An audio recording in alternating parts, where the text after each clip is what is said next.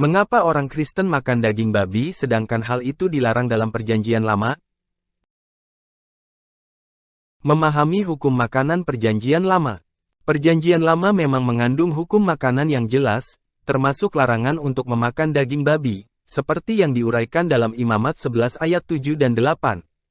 Hukum-hukum ini adalah bagian dari perjanjian yang membedakan orang Israel dari bangsa-bangsa sekitarnya dan menekankan kesucian ritual. Larangan-larangan ini memiliki beberapa tujuan. Signifikansi perjanjian. Mereka melambangkan hubungan unik antara Tuhan dan umatnya, Ulangan 30 ayat 15-20. Pertimbangan kesehatan. Manfaat kesehatan praktis mungkin terkait dengan hukum-hukum ini, terutama mengenai konsumsi daging babi. Identitas budaya. Pembatasan makanan membantu menjaga identitas budaya dan religius yang berbeda di antara orang Israel.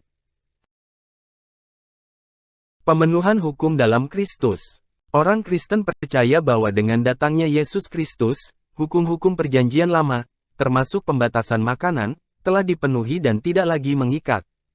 Keyakinan ini didukung oleh Matius 5 ayat 17, di mana Yesus menyatakan bahwa Dia datang untuk memenuhi hukum dan para nabi.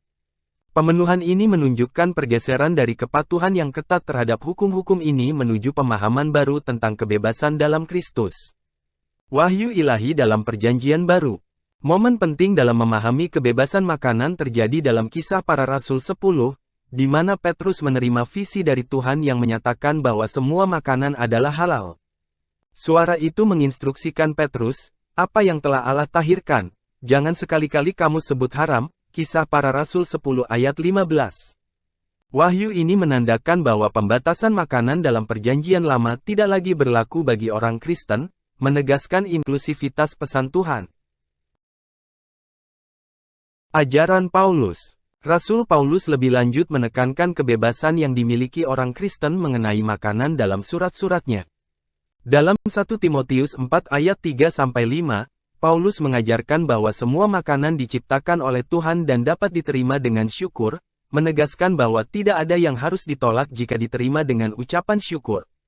Roma pukul 14:14 menyatakan bahwa tidak ada yang najis dengan sendirinya, menunjukkan bahwa fokus harus pada kasih dan persatuan daripada kepatuhan yang legalistik terhadap hukum makanan. Fokus pada kesucian spiritual dan komunitas.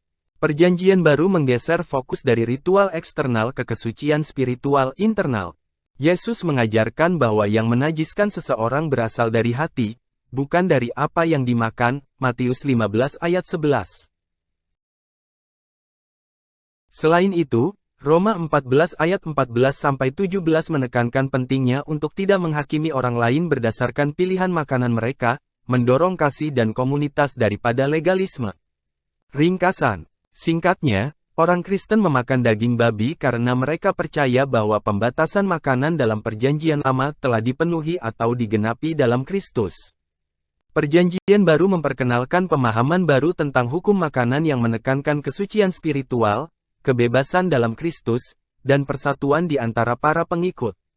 Perspektif teologis ini memungkinkan orang Kristen menikmati makanan yang sebelumnya dianggap najis, termasuk daging babi, sebagai bagian dari iman mereka kepada Yesus dan kasih karunia yang diberikan kepada mereka.